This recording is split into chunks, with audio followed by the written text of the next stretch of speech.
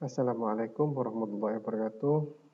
Anak-anak, pada pertemuan kali ini saya akan menjelaskan tentang tugas yang saya berikan pada pertemuan sebelumnya.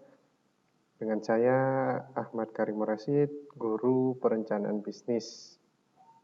Baik, pada pertemuan sebelumnya saya menyampaikan materi tentang lingkungan bisnis yang terdiri dari dua, lingkungan internal dan eksternal. Kemudian saya berikan tugasnya adalah menganalisis lingkungan sekitar rumah kalian.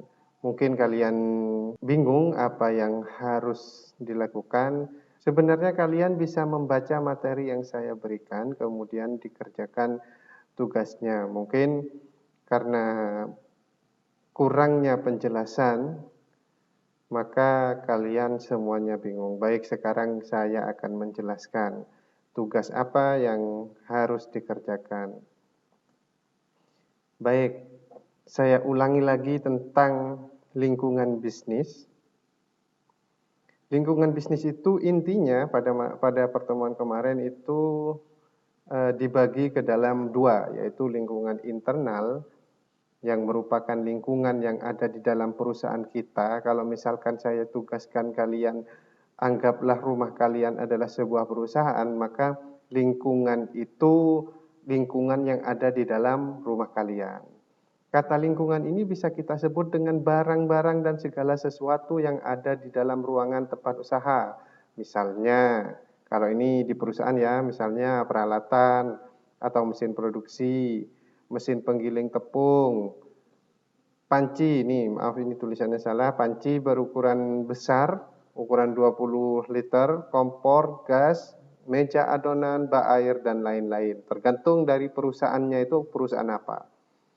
Kemudian yang kedua, lingkungan eksternal merupakan lingkungan yang ada di luar perusahaan. Misalnya lokasi perusahaan, penduduk sekitar perusahaan, bahan baku, kondisi cuaca, pesaing, dan lain-lain. Itu adalah lingkungan eksternal. Segala sesuatu yang ada di luar lingkungan internal, yang ada di luar perusahaan.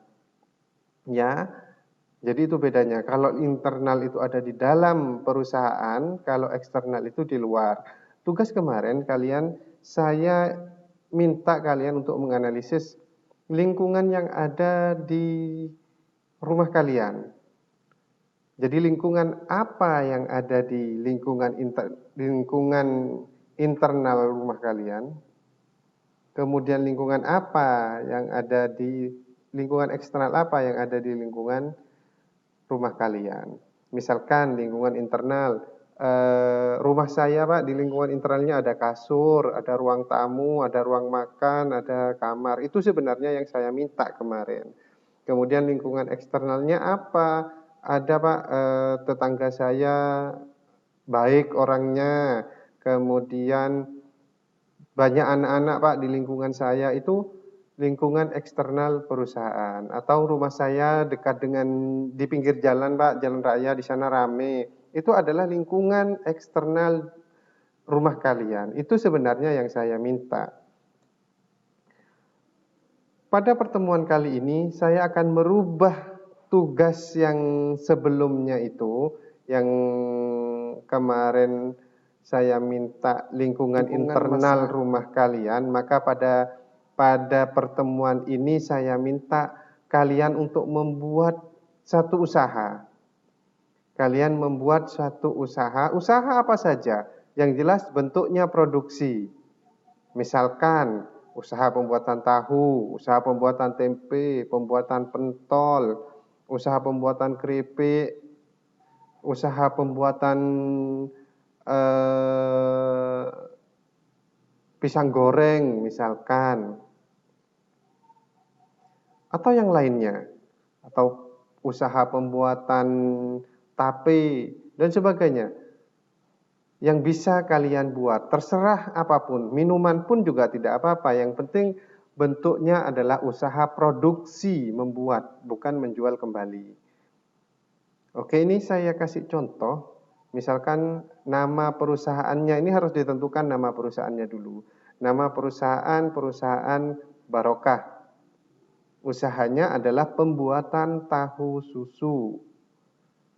Lingkungan internalnya ditentukan mesin penggiling kedelai, wadah tempat mencuci kedelai, drum tempat air, meja pencetak tahu, tungku, panci masak ukuran besar, ruang tempat menyimpan atau memfermentasi tahu, kemudian biaya produksi, biaya bahan baku, dan masih banyak lagi sebenarnya lingkungan internal ini yang bisa kita sebutkan. Kemudian lingkungan eksternal, misalkan dekat dengan, maaf ini salah tulisannya, dekat dengan lingkungan masyarakat. Jadi perusahaan kalian dekat dengan lingkungan masyarakat, artinya ada di dalam kampung begitu. Kemudian tidak ada usaha yang sama yang dekat dengan perusahaan. Jadi tidak ada pesaingnya di sekitar situ. Kemudian kondisi ekonomi masyarakat lebih banyak golongan menengah ke bawah, jadi pendapatan masyarakatnya tergolong rendah. Sehingga masyarakat di sana gemar mengkonsumsi tahu sebagai pendamping makanan. Ya. Kemudian tahu merupakan makanan yang murah. Sehingga produk kalian itu disukai oleh masyarakat sekitar. Karena memang golongan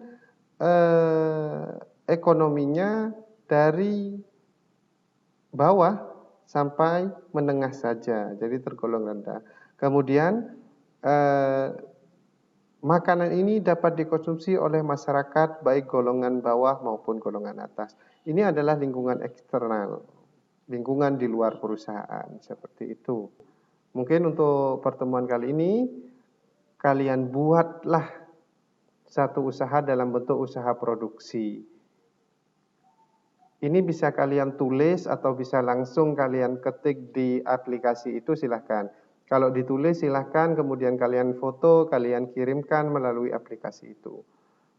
Baik, anak-anak, sampai di sini dulu. Untuk pertemuan berikutnya saya sampaikan minggu depan. Ini dikumpulkan pada pertemuan berikutnya.